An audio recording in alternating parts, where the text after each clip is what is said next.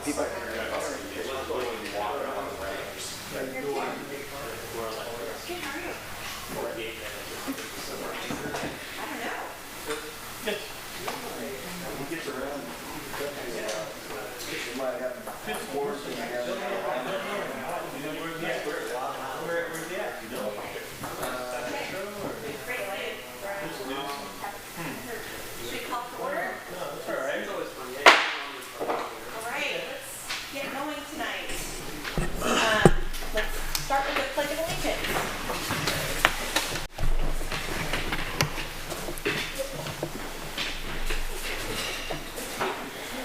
Allegiance to the flag of the United States of America and to the republic for which it stands, one nation, under God, indivisible, with liberty and justice for all.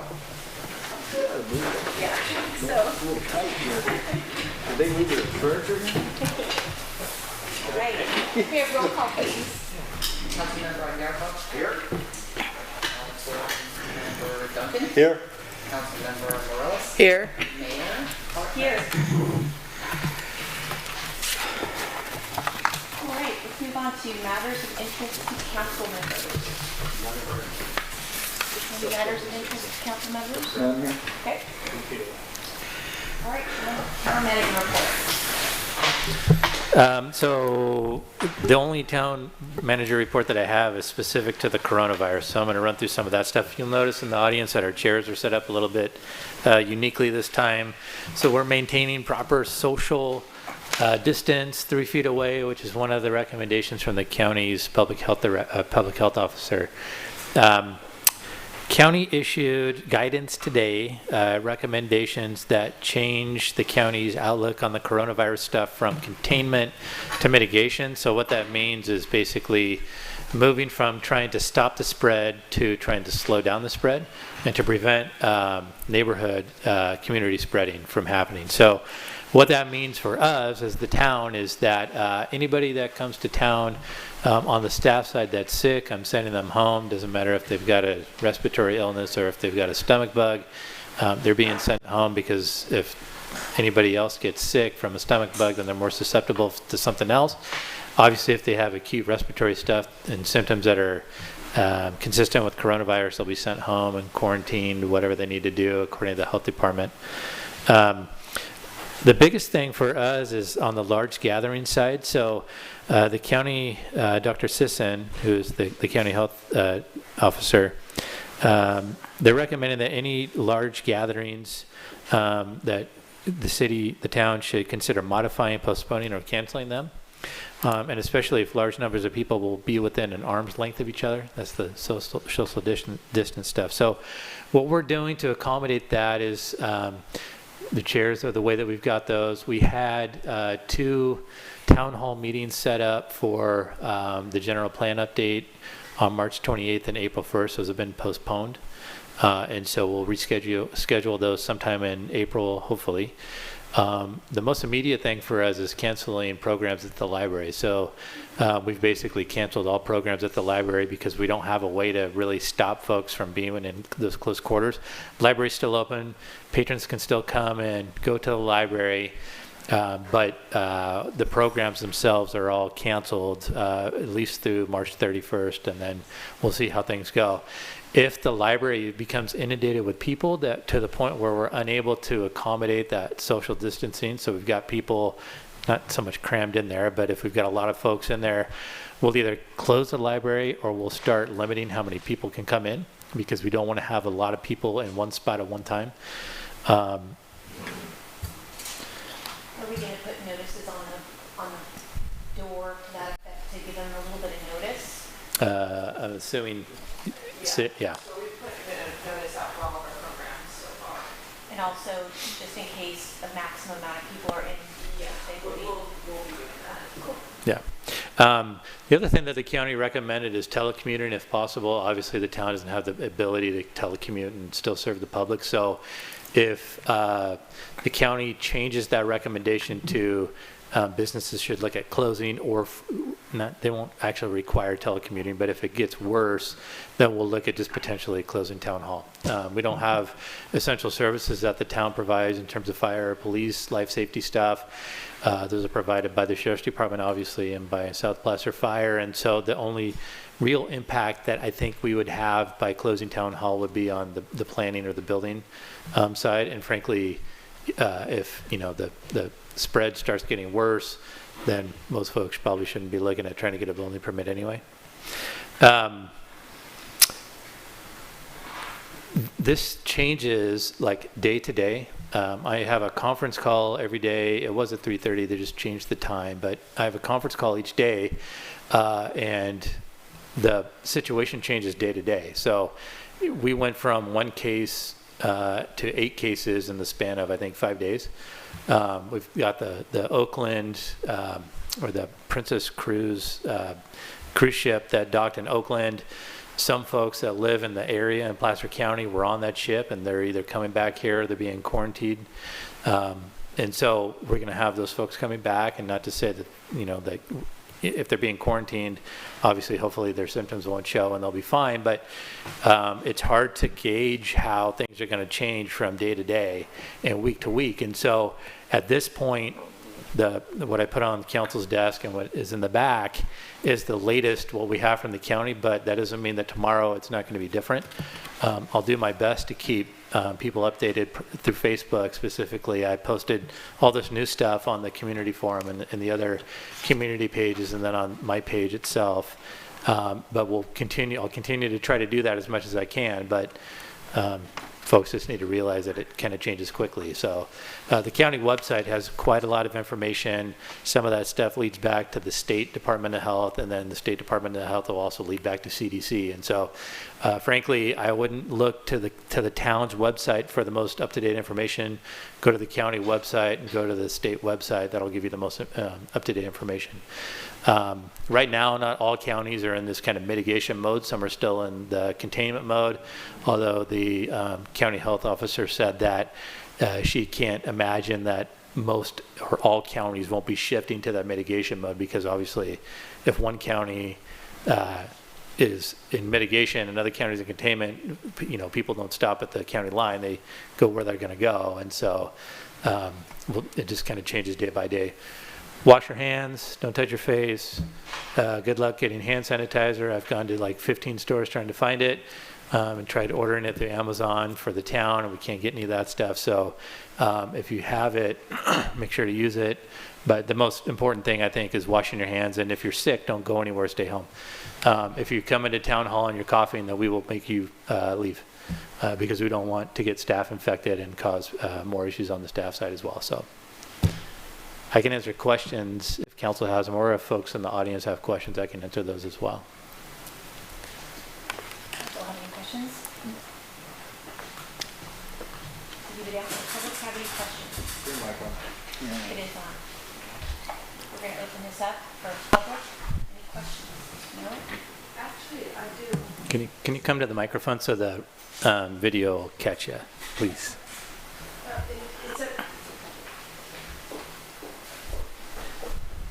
Sorry, it's just out of curiosity. Is the town responsible for stopping people from gathering, or is it just for the library and town meetings like this? The town only controls town events, and so we can't prevent somebody from having a party at their house or whatever, anything like that. I think that people just need to use their kind of common sense, and you don't want to be hanging around with 1,500 people in one spot where you're in close quarters.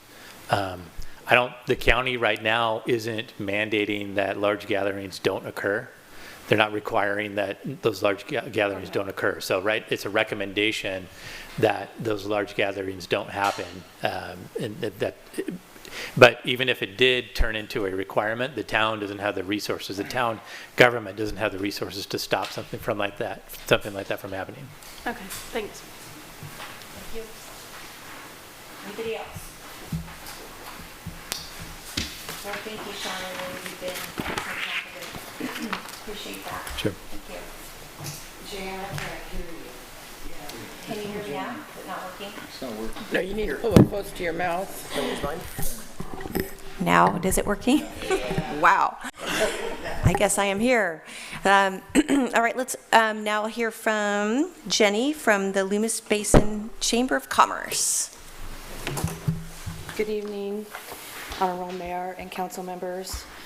Just briefly, I have a report for you, and there's a copy of each of that for them. But it's based on the fact that we don't know what's happening. So just to update you, leadership, I wanted to thank Britt for coming and speaking to our leadership class. It was held up at the Transportation Agency up in Auburn, and it was well received. Thank you. And also wanted to let you know that the leadership class is looking at partnering or collaborating with Delaware on a career day. But again, we don't know if that career day will happen or not. So at this point, we're going forward like it will. And also wanted to let you know that we have the State of the Town, which is in the middle of April on the 15th. But again, we'll just play that one by ear. So pretty much that's all I had to report today. Thank you, Jenny. All right, now let's open it up for public comment for items not on the agenda. And if you have any public comment, you'll have 3 minutes. Thank you.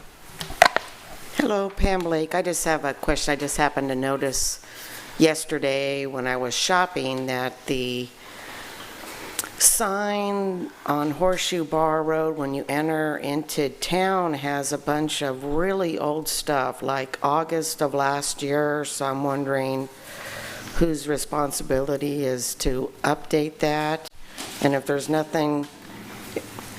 Oh, okay. And if there's nothing to update or any upcoming events, maybe put welcome to Loomis or something, but there's really old events, so. I know I had someone take that down and they didn't, so I'll go over there and do that. And also it's broken, so we can't really, the letters are not staying in, so once I take those letters out, but I also have a board member who's looking at putting the tracking back in. So I'll pull it down since they haven't done that, but I can't put anything back up until it's. Okay, thanks. Anybody else have public comment for items not on the agenda? Okay, hearing and seeing none. Do I have any motion to adopt the agenda for the evening? Okay, wait. Yeah, we have motion here. And second. And second, all in favor? Aye. Aye. Aye. Okay. Now there's an opportunity to comment on the consent calendar. Does anybody have any comments on the consent calendar? Anybody? Public have any comment on our consent calendar? Okay, hearing and seeing none. I'd like to pull items 8 through 10. Which items? Items 8 through 10. Okay. 8, 9, and 10. Okay. I'll move approval of items 1 through 7 and 11 through 13. I'll second. Okay, all in favor? Aye. Aye.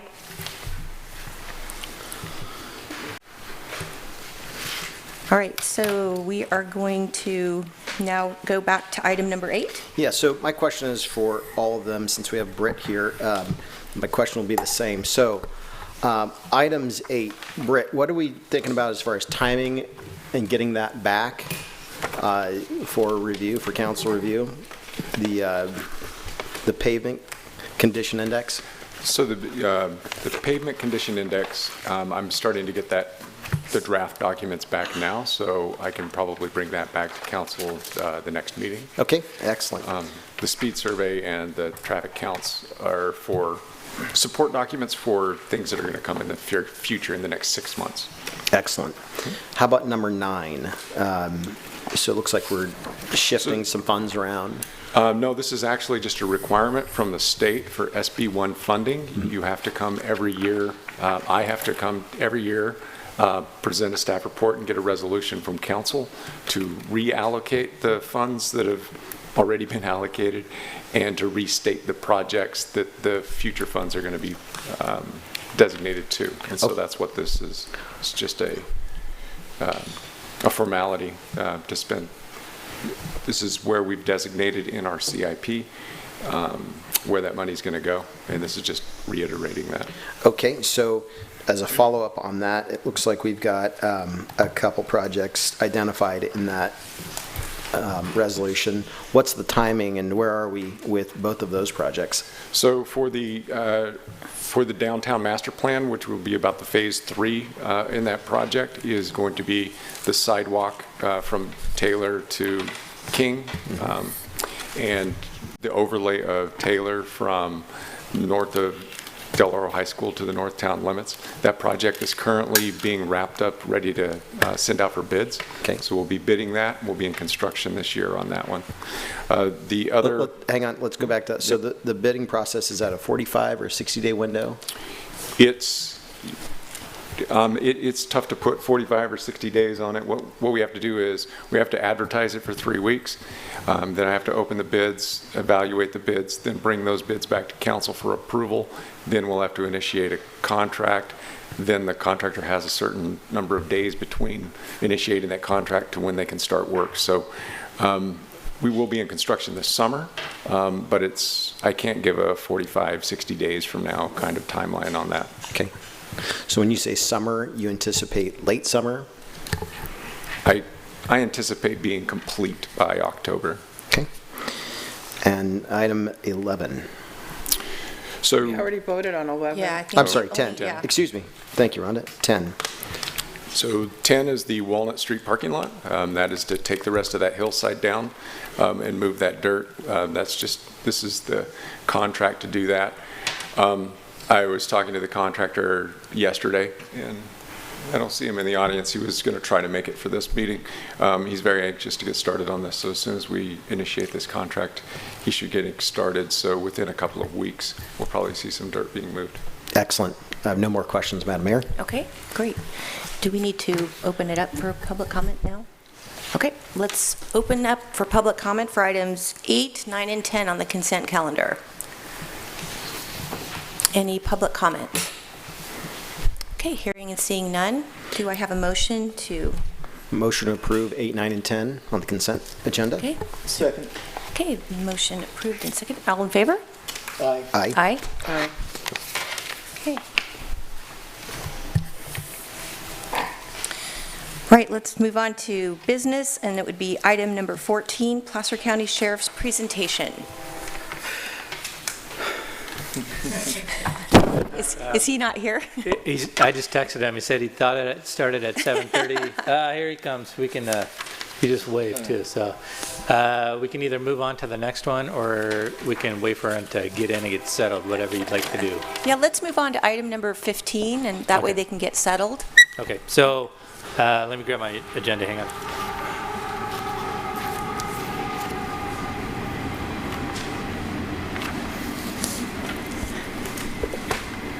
All right, so number 15 is the sale of town-owned property located at 3800 Taylor Road. So in your packet, you have a staff report that kind of details the situation that's happened with 3800 Taylor Road. For the public's benefit, 3800 Taylor Road is the former WW Molding Mill site. Back in August, council approved a purchase and sale agreement for that property with an LLC that was formed by High Hand Nursery and Loomis Basin Brewery. Escrow was set to close in December for that site. Escrow was extended by me 2 different times for 30-day increments, so an additional 60 days. But internal issues on the LLC prevented them from closing escrow, and the deal has been canceled by the town. So the purchase and sale agreement has been canceled by the town. What I'm looking at for direction from council tonight is to provide me direction and authorization to re-release the RFP with a little bit of updating to it. No, it shouldn't take a whole lot of updating, but a little bit. Probably a 60-day response period for the RFP, if not more, depending on how much interest that we get from development folks. Again, is the way that we did this before, the town shouldn't be looking at just simply selling the property and getting, the most amount of money for it. What we need to look at is a development plan for that property that kind of bookends that into town and creates a nice kind of project for the town that we can use on the economic development side. And so it's not only the amount of money that we would get from the project, but it's also the ability to create an economic development opportunity. The previous appraisal that we had was done finalized in 2018, but it used 2016 and 2017 comps. And so I've already reached out to the appraiser, asked the appraiser to start the process of updating that.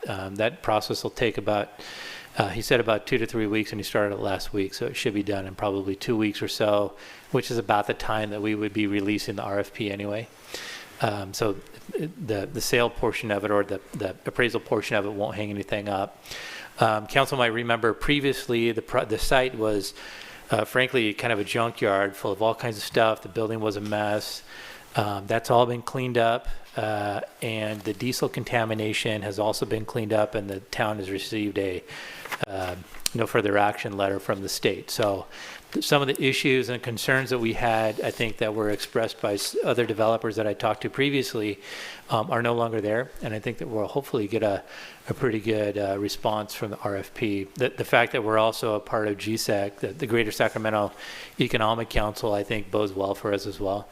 They've already reached out to me to see if I could put together a quick little flyer for them and information that they'll start sending out and putting on their service to start kind of getting some developer hits off that. So I'll be working on that, assuming that council give me some direction. I'll start working on that tomorrow and get it done hopefully by either the end of the week or early next week. So at this point, all I'm looking for from council is the direction and authority to go ahead and re-release that RFP. If there's any specific issues that you want to address in the RFP, that'd be good for me to know now.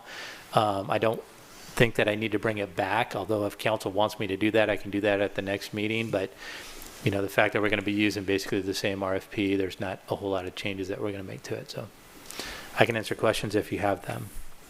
Okay, council has any questions? Thank you, Madam Mayor. So I don't recall in the previous RFP, did we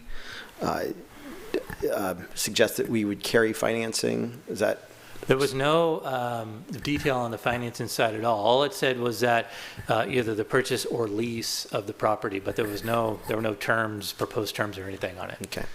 Well, I would think that, we could get maybe a little bit different interest level from people this time around once they know that we considered seller financing in the last round. That property would have financing issues with it in its current stage, or state rather. So hopefully that will bring out some interest. I think we all can agree that that is a real disappointment that the previous project couldn't happen the way that we are all thinking, but it's time to move on, and we've really got to capture the opportunity while the economy is still strong. So what is your, when would the 60 days start? When do you envision that beginning? I'd say within maybe a couple weeks. It just depends on how long it takes me to brush up the RFP. Okay. But I would imagine about 2 weeks or so.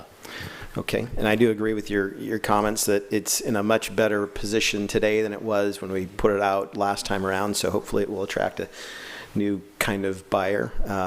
So I think we're all interested to see what happens next. Thank you, Sean.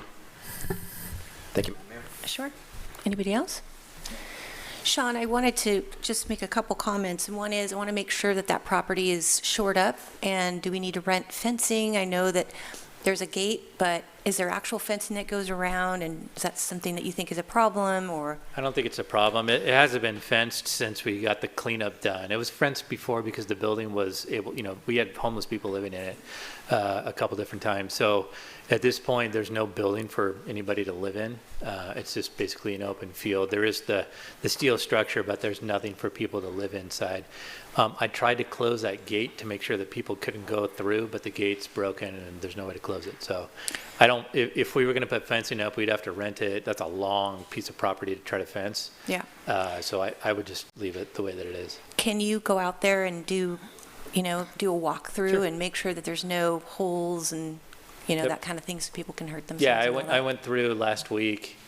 I'll go through, like once a week or so.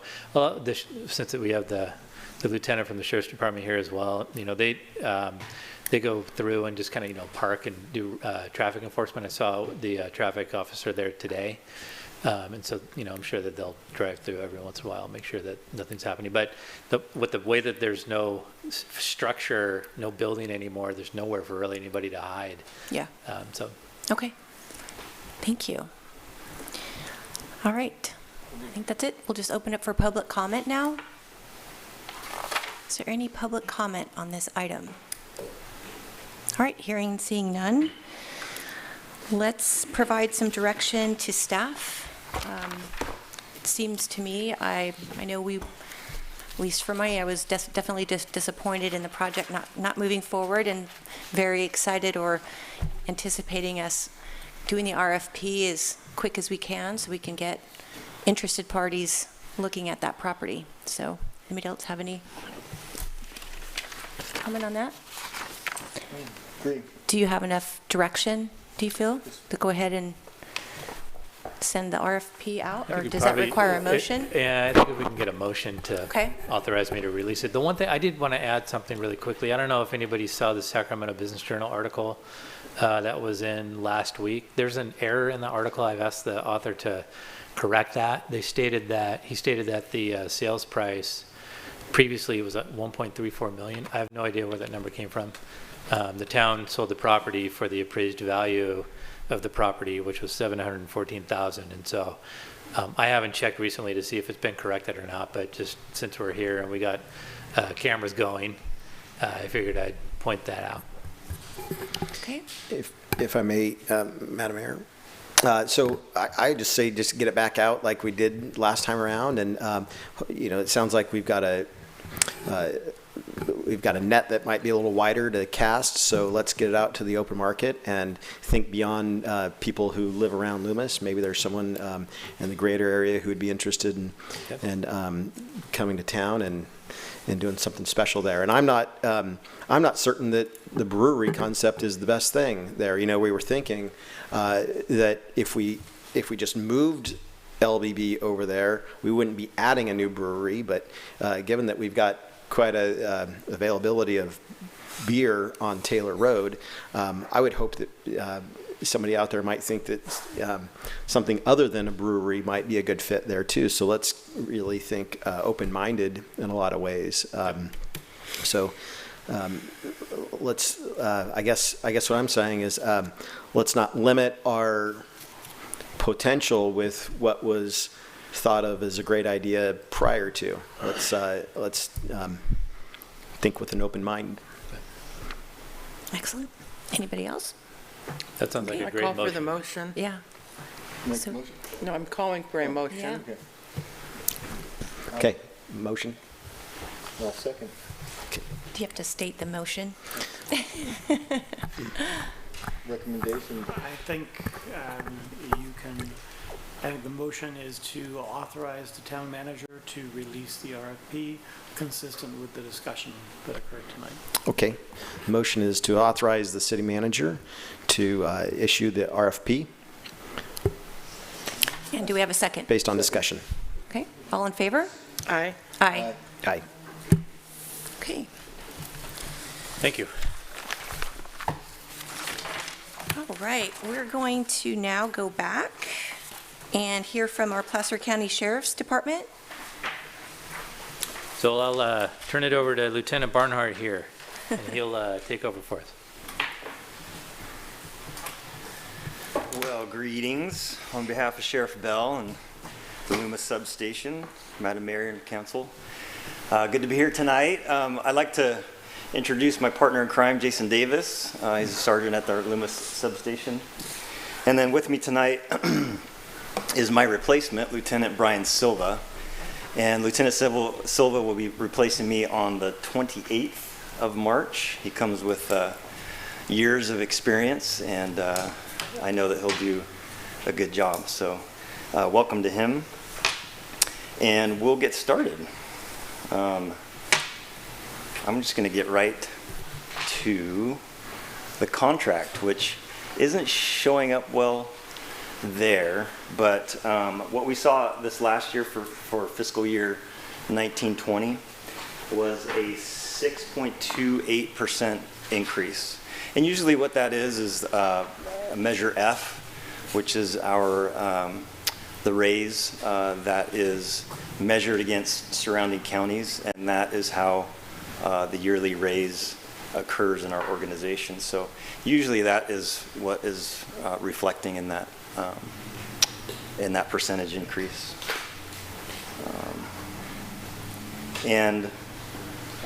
Just to go over again the Loomis contract and what you guys are paying for.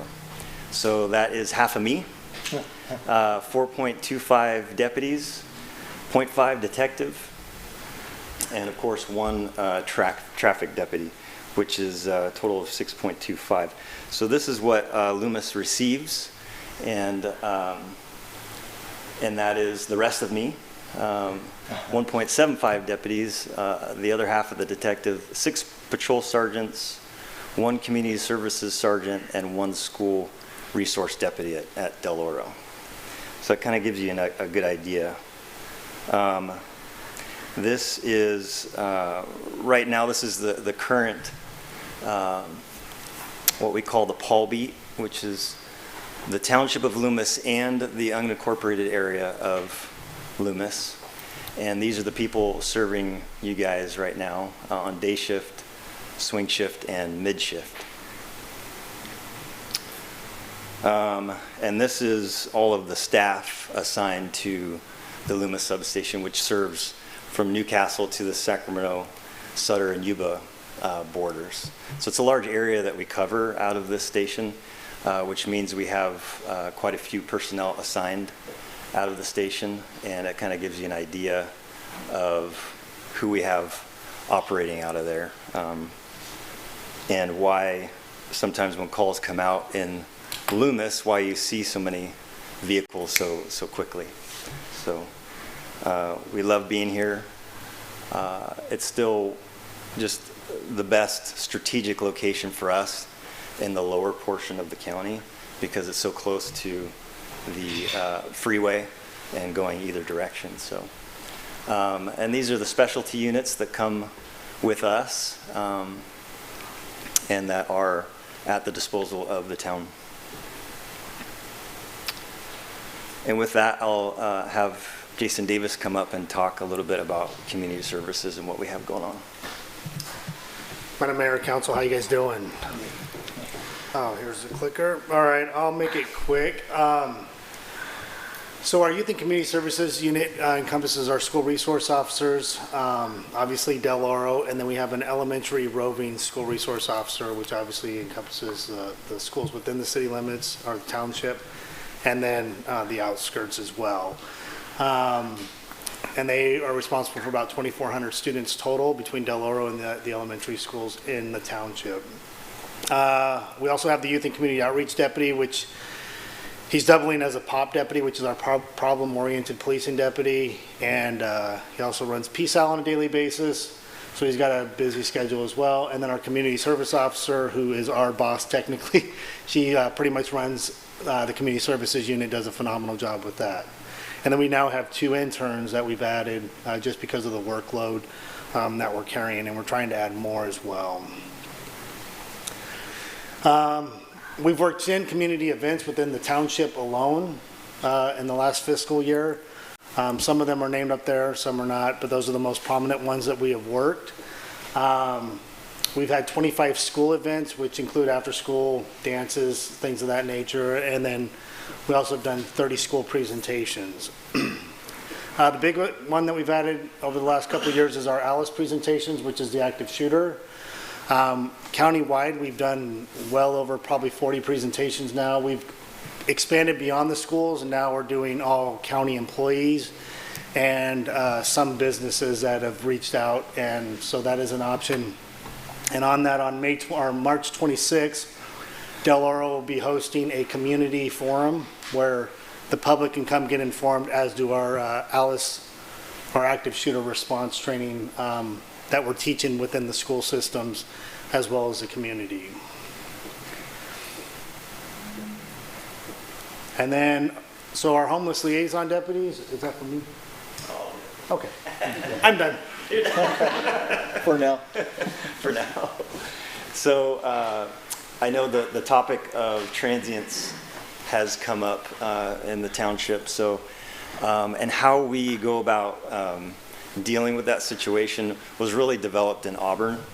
And I don't know if everyone is aware, but California law, or at least case law, dictates that if you want to enforce an ordinance against camping, for example, you have to provide a shelter for the transients to go, which was the issue that was occurring in Auburn. I don't know if everybody remembers, but the amount of homeless and transients that were camped out on the county lawns was became a big problem.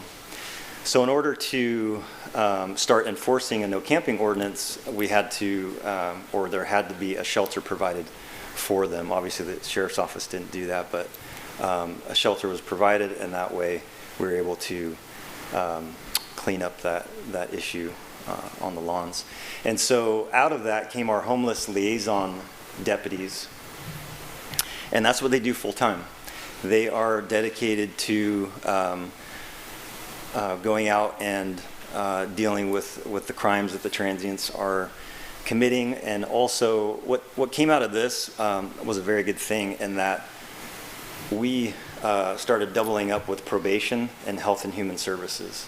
And so when our deputies go out and contact the transients, they're also being contacted by probation and health and human services, so that everyone, that the transient is getting everything at once. There's no disconnect between probation and health and human services, and they're being offered services right away. And so we have those guys at our disposal for the town of Loomis as well. Jason brought up our one POP deputy, and he is the one here in Loomis that's assigned to the station that really focuses on those issues. So if an issue does come up, we of course can have patrol go out and contact the person or persons, but we have a team of people dedicated to doing that, and it's at the township's disposal. We talked about the Paul Beat earlier, and the pink area that you see on the map is the township, and then the green area is the unincorporated area of the town. If you can see these are the stats for 2018 and 2019. And on the left upper corner is, we consider the 135 is the township of Loomis, kind of like 90210. That is the beat area that is dedicated just for Loomis. And in 2019, I'll focus on 2019, we had a total of 3,758 calls for service, and then 3,692 calls for service with patrol responses. So the difference between that is there were still calls, but it didn't necessarily necessitate a patrol response. And out of those responses, 773 were priority ones, which is our top priority, and then 635 priority twos. There were 623 traffic stops in the township, and 167 arrests and citations. There were 620 reports taken, and 108 traffic accidents. There were 168 transient calls for service, and then 1,551 officer-initiated calls for service, and 2,207 citizen-initiated calls for service. So this map kind of gives you an idea of the concentration of calls for service in in the beat, and this is just the township. So the green indicates our self-initiated activity, and then the blue indicates calls from citizens. And this second map kind of gives you an idea about the concentration in the beat overall, the yellow being the unincorporated and the green being the township. So it kind of shows you obviously where all the calls are centered, right there in the middle of town.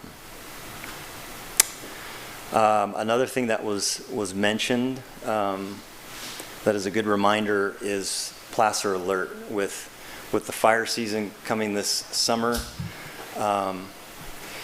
and just in general, it's a good thing to go onto our website and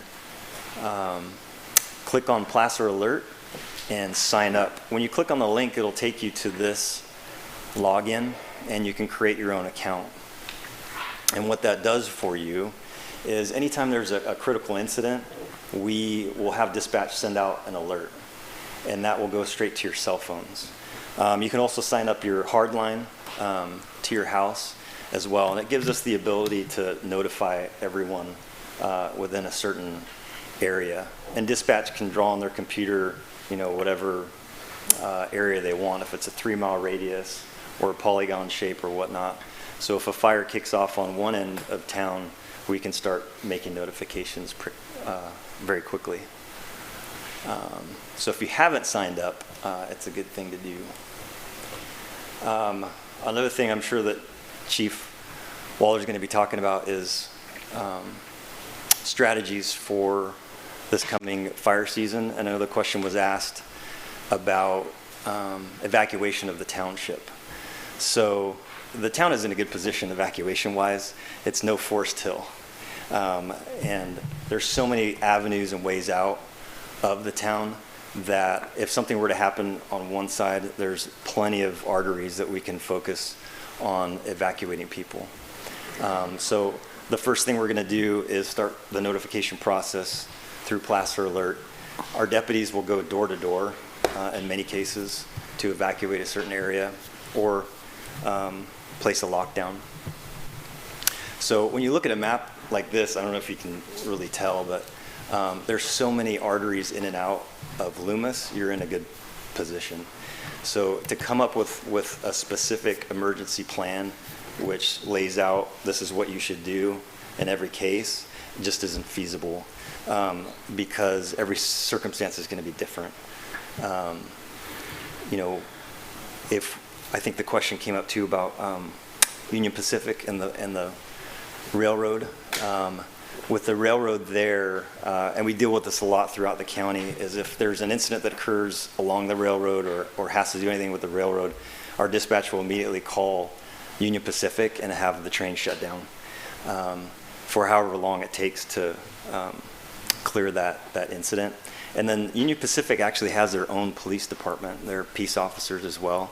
And so if there's a larger incident, they're going to be sending their police force. And they're spread thin and few and far between. So most of the time we're handling, or they'll call us and ask, hey, there's been a sighting of someone walking along the tracks. Can you go check it out? That type of stuff.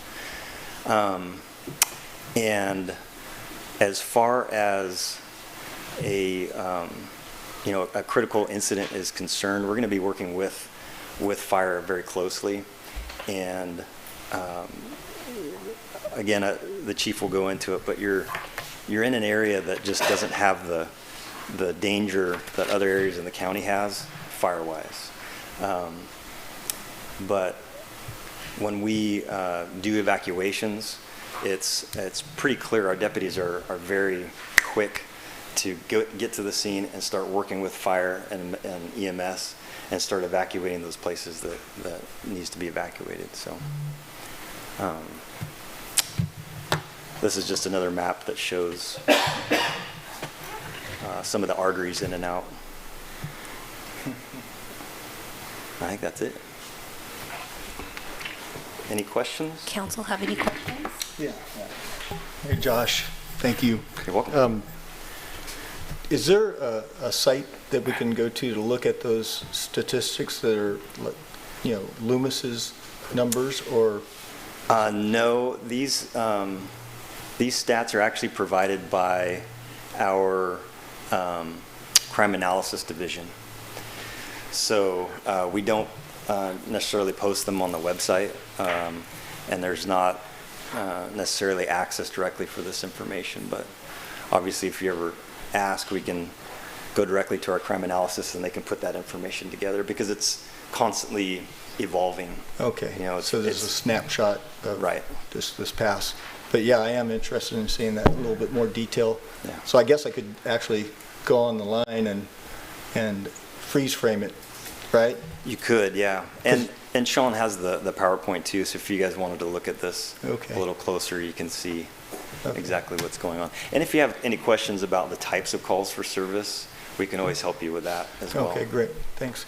I also wanted to point out, I've had a lot of positive comments regarding the stepped-up traffic enforcement Good. recently, and another one of the comments they made is they hope that it continues, Yeah. that we have a lot. I've noticed it myself. I've seen a lot more cars out there pulling people over. And that's the goal. That's right. We've, I think, talked about it before, but there's a constant shift of personnel through the substation there, and right now we have a sergeant on day shift who was our school resource officer at Del Oro. So and he lives in the community, so he's got a big investment here, and he loves going out there and doing that.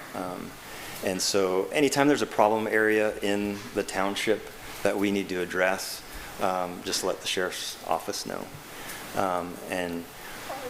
People are hesitant to dial 911, and we tell people, don't hesitate. If there's ever a question in your mind that it's an emergency, just call. Just dial that 911. And then there's a direct line into the sheriff's office, which is on our main website as well. Thanks, Josh. You're welcome. Thank you, Madam Mayor. Josh, congratulations on wherever you are going. Thank you. You will be missed, but I hope you're not too far away. I'll be in Auburn. Okay. Yeah. And congratulations and welcome to Lieutenant Silva. Thank you. As you probably know, this is a fine community to serve. There's a lot of love for law enforcement in Loomis, and we're grateful for the presence that you have. So appreciate you stepping up and coming here.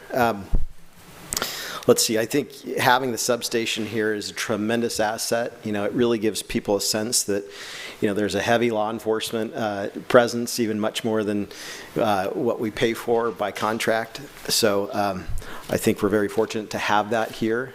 And I agree with Councilmember Duncan. I have noticed quite a bit of presence of, especially around Del Oro. I live close there, so I know that they post up quite often. And I got to be candid, I myself tend to slow down a little bit more when I see sheriff deputy vehicles close by. So I think it works, at least it does for myself. It just makes us more conscientious about our speed. So again, keep up the good work and give our regards to Sheriff Bell. Will do. Thank you. Josh, before you One more. I just wanted to congratulate you two. You've been really, really wonderful to work with. I do have a question about the 168 calls that you had for transients. Can you walk us through what happens in the town of Loomis when you come across a transient? So it really depends on the situations. For example, if you have a transient that is begging for money at the island at the entrance of Rayleigh's, we've seen that before, versus an encampment somewhere in the bushes. There's different strategies we use. If it's somebody in the parking lot of Rayleigh's, there's certain rules and laws that apply that we can and can't enforce. And sometimes with trespassing, it really has to do with the business owner and whether or not they're willing to sign a citizen's arrest or enforce a no trespassing ordinance. So our POP deputies are really good, our HLDs are really good about working with businesses and homeowners. If there are problems that arise, they're experts in the field and they know exactly what laws they can and cannot enforce. So if you have an encampment or see one, just let us know and we'll send our team out to contact that person and deal with that issue. Sometimes, a lot of times, a property owner may not even know that they have someone camping out on their property. So it's just a matter of getting in touch with the property owner and communicating that with them and seeing what they want to do and moving that person along.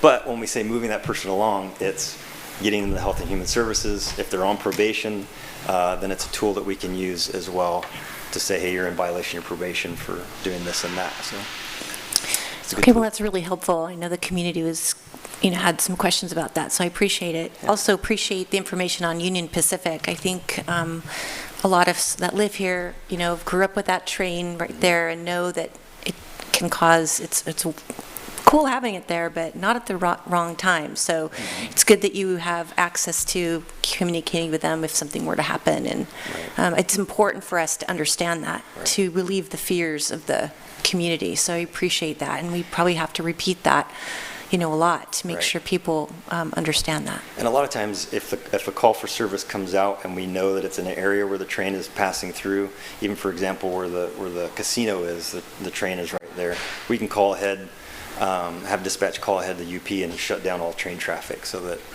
we don't have trains affecting that area. Okay. And also kudos to the traffic, focusing on the traffic. It's been great to see that. And I've also been hearing from a lot of people saying that they love seeing you out there, and they can see that there's definitely focus in that regard. So, good. Yeah, that's great. Well, Brian, we'll keep that up for you. All right. Thank you. All right, you're welcome. All right. So now let's open it up for public comment. Do we have any public comment? Well, wait a second. Yep. Officers, if you could just stay for a couple minutes.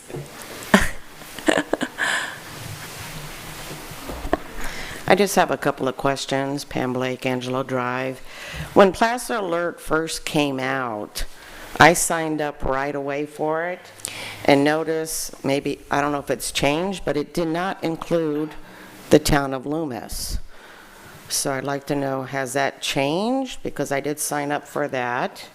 And then I'd like to know which number as a resident for me to call. I have the substation phone number. Is that just there from 8 to 5? I also have the non-emergency number, the 530-886-5375. Does that get answered in Auburn? They send contact Loomis to, come on out. So I'd like to know which number to call. I did call the Placer Sheriff's non-emergency number on January 1st. I have a TV and a sound bar, and if I can hear noise over that, my TV and the sound bar, 6 doors down across the street around the curve, I had called about 10:30 and made a noise complaint. And then I called about 45 minutes later and said there was a bunch of people in the street and they were pushing and shoving and looks like, some type of fighting going on. So I made a second call, and as far as I knew, nobody ever showed up for that, along with the fireworks going off. So the phone call, the Placer Alert, and I'd like to know if there's active shooting training done for our local churches here. I go to a church right down here on King Road. It's been brought up, and unfortunately the second Tuesday of the month is also our church council meeting, right down the street. So it's kind of like come here, go there, but it's been brought up in the past year about whether the sheriff's department can come on out to the church down here on King Road and do some active shooting. We have multiple doors. We rent the church at 5 o'clock on Sundays, so we unlock the 2 side doors and the front door, but we brought up, who to contact. Maybe somebody can come out and give the congregation some active shooter training. And I think that's it. The number, Placer Alert, active shooting, and who do I call, because it was like 10:30 at night on January 1st, and it was very disruptive. And then You know, I was debating on the second call whether to call 911 because there was a bunch of, you know, pushing and shoving, so Thanks, Pam. thank you. Uh-huh. All right, Josh, can you field those for us? Yes. So I'll start with the phone numbers. Yeah, the Loomis substation is open from 8 to 5. And if you call there, you'll reach one of us, you'll reach our secretary, Sarah. But anything after those hours will go directly to our main office. So even then, if you call our station in regards to maybe a call for service, then we'll refer you to dispatch. So we can just make sure that the people understand the phone number that is listed, the 916 phone number, we can call 24 hours a day, but you're only manned from, what are the times there? From 8 to 5. And then after that, it rolls up to Auburn. Correct. So we don't need to worry about dialing a different number. No. Okay. Okay, so I can still call the 652 number? Yes. Yeah, that'll roll up to dispatch after hours, yeah. And let's see, calls for service. So a disturbance call or a noise complaint is, so we have to prioritize our calls. And I'm not saying this is the case in your circumstance, but say domestic violence occurs at the same time. Our dispatch has to prioritize those calls and send our deputies to the priority. And then if, not that we won't show up on that, it may be some time before we can get to it, depending on what's going on that night. And then, you know, if you have a disturbance that you see that's involving maybe a fight or even a verbal argument, don't hesitate to call 911. If you think it's escalating to that point, then don't hesitate to call. Okay, and also if some time has gone by and they're anxious, they can call again. Correct. Okay. Yeah. And we can give you an update, and it's usually that's the case. There's other calls for service going on, which we have to prioritize. So. And I think she asked about active shooters in the churches. So Jason Davis and his crew of school resource officers, they answer requests like that for training. And what we've gone to is the ALICE model. So we don't go in and teach you, you know, self-defense or active shooter training. We teach you this ALICE model, which is really an expansion of run, hide, fight, if you've ever heard of that. But it's an acronym for something that was developed to help you deal with an active shooter. So Jason will get your name and information, and we'd be happy to help you out with that. So in terms of the churches, it's up to the churches to call the sheriff's department for this type of training. Are they aware of this type of training, it exists? We have reached out to a lot of the churches, and some of the churches have reached out to us and expressed interest, but we have a limited amount of resources to dedicate to that. And so not only are we offering that to the community, but Jason is now involved in teaching different county entities as well as all the schools in the area throughout the county. So he's a busy guy just with that ALICE training program. Okay. But if people are interested, just give us a call and we'll put you on the list. Great. Yeah. Thank you. Yeah. I think that was it. Is there any other? I think she asked out about her alert. Oh, about the Placer alert. Placer alert. Yes, it is available in Loomis. It's a county-wide service. So when you signed up, it should be available to you. And I don't know if you experienced that you didn't get an alert. It may be that since you've signed up, there hasn't been an alert in your area. But yes, it does apply to Loomis as well. Various areas, and you Right. have Loomis and Rockland, but nothing for me to click on Loomis. Well, as long as you're signed up for the service and your number is attached to the service, then you will get a notification if something happens. So. Josh, when it comes to the technology, if people have iPhones, I know I have an iPhone and I'm alerted, but obviously if people have different technologies, they may not get the same type of notification. Is that right? Correct. Although it does apply to hard lines as well. So if you do have a hard line still, it will ring to your hard line and give you notification. So. Okay. Yeah. Was that all of the questions? One more thing on the Placer alert, I think it goes by the address you put in, so you can put in your own address. So if you have a home address and you have a work address, You can, Oh, yeah, I'm just saying, but I mean, if your kids go to a school, you can put in the school address, you'll get alerts if anything's going on with it. Oh, sorry. So you can put in more than one address on the Placer alert, and then it'll alert to that address that you put in.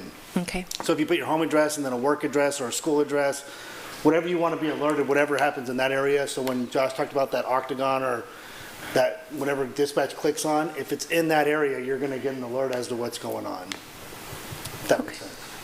Okay, great, thank you. Do we have any other public comment?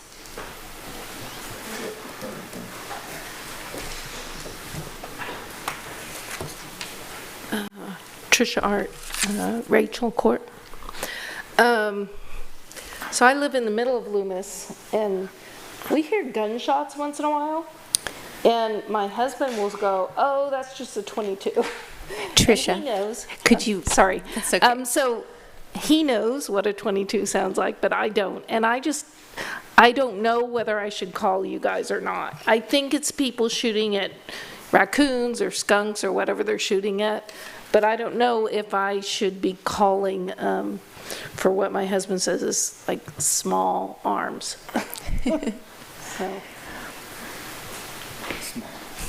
Thank you, Tricia. I think there's no gunshots. When it's very common for us to get these calls, and in Placer County, it is legal to shoot on your property in the unincorporated areas, but you have to do it safely, obviously.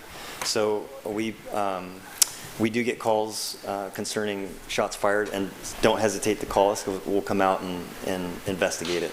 If the shots are still occurring, then we might be able to find the source and locate it, and just determine whether or not they're doing it legally and safely. So. I imagine you get those calls pretty frequently. Especially in the rural areas, right? I mean, Yeah. a new neighbor moves in, and they're next to a neighbor that's been shooting on their property for years, and they call us concerned about the noise and whether or not that person's shooting in a safe manner. So. Yeah, and you could be hearing the way that noise travels. You could be hearing something that's coming from the unincorporated area on some property, but we can certainly come out and take a look. Yeah. Yep, when in doubt, just call. Yep. All right, thank you. You're welcome. Any other public comment?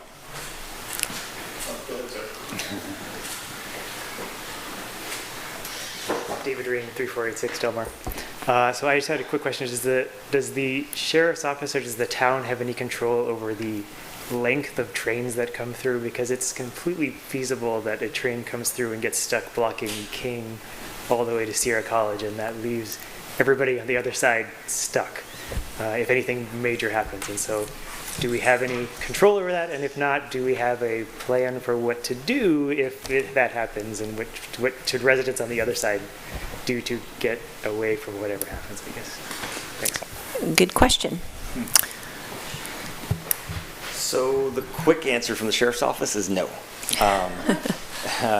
Union Pacific, because it's its own entity and has its own police force, we can certainly address concerns for you, but we would probably direct you to Union Pacific for any complaints like that. And we could certainly be the go-between in communicating with them and maybe figuring out a solution. But again, the quick answer is not that I know of. So you mentioned, though, we have the ability to contact the UP in case we need to stop a train. Correct. And then could we assume that we have the same thing to get them to go and move on? Has that ever happened, or? I can tell you it's happened. Before you were at our substation, the train stopped and it blocked from King all the way to Sierra College. And I live on that side of the tracks, and my kids could not get to school. My boys had to drive, they were at Del Oro, they had to drive all the way to Penryn to get back to Del Oro. And we had little children and a crossing guard on the wrong side of the tracks to get to school, and she had to sit there with those children for hours, and our town manager at that time was Perry Beck, and he was on the phone for hours with Union Pacific. Right. And something happened to the engineer. I think he just got mad and walked off because was having some kind of a He went on- meltdown. he went But on he strike left and the just left. train on the tracks. And we were like that for a good 3 or 4 hours. Right. And there was nothing we could do, and Union Pacific didn't move very fast to Right. get someone here, so. And in that case, we would be working with Union Pacific and communicating with them, like, you need to send an emergency response team to get this train out of here. So we would be on the horn with them about something like that. Yeah, because it was kind of scary having little children that's parents thought they were in school and had gone to work, and these kids are sitting in the dirt on one side of the tracks with one crossing guard and 20 kids, or, it was. We might throw Jason in the train just to drive it out of there. Yeah, well, I mean, we just needed an engineer, and they weren't sending one, so. Yeah. So But Josh, it wasn't a very good situation in the town that day. Right. so if we could be proactive about that, is there a way you could contact UP and give them that situation that happened in our past and say, hey, I want to make sure that if this happens in the future, what is the protocol? And it did happen, and I want to be assured that, just make some sort of contact with them. Right. Is there a way you could do that? Yes, and it probably depends on, the location and how quickly they can get a team out to get that train moving again. Well, they just had to send somebody from Roseville, and it took hours. Right. It was not a good situation at all, so. Not fun at all. No. But yeah, that's really the gist of what we could do. Okay. But we certainly can contact them and ask them, what's your plan? That'd be But great. I know from past experience that they do have teams that they can send out, and they should be sending them out quickly to clear that. But Well, this has been over probably 10 years ago, but it's still in my mind, because it was not, it was worrisome to have those little, those young grammar school children. Right. Sitting there with one person, one adult. Yeah. It just wasn't a safe situation, mostly for those grammar school children. Right. Well, I didn't take the opportunity before, but I will say it's been a pleasure working with all of you, and I appreciate the time that I've had here, and it's been a great experience, so appreciate all of you. Sure. you. We'll be able to thank you again just as soon as we're done with public comment, too. You deserve 1,000 thank yous, that's for sure.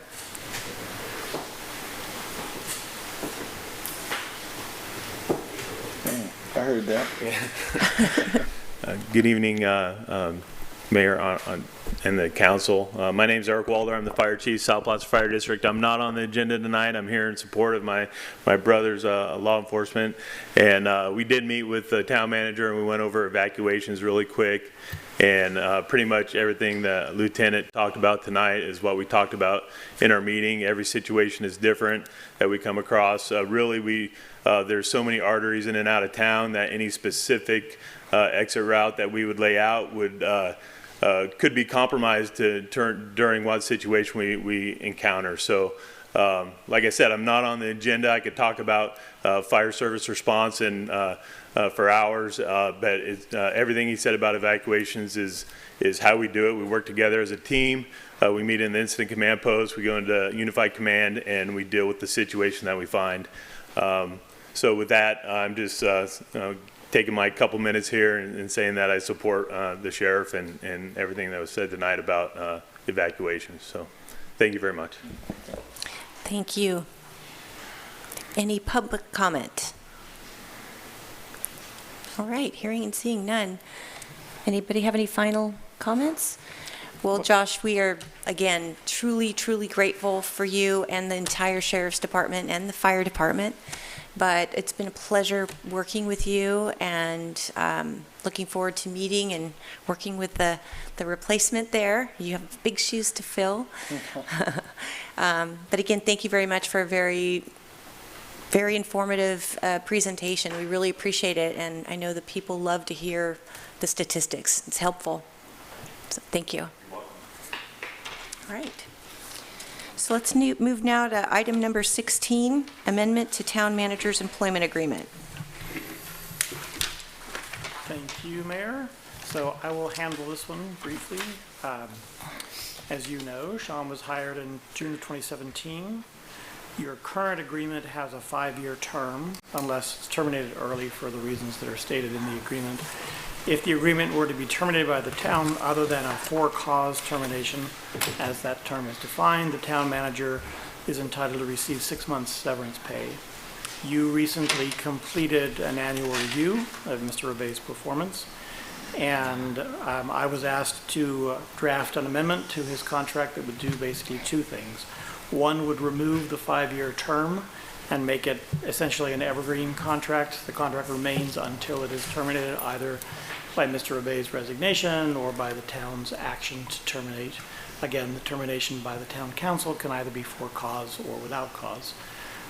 In the event of a termination without cause, the severance benefits would be increased to 9 months under this amendment instead of 6 months. Other than that, the terms of the agreement remain the same. This is on the regular agenda because state law requires that it be a regular agenda item and that it be summarized in an oral presentation. So that's where we are. I'm happy to answer any questions. Okay, thank you. Do we have any questions? Do you have any questions? Okay, let's open it up for public comment.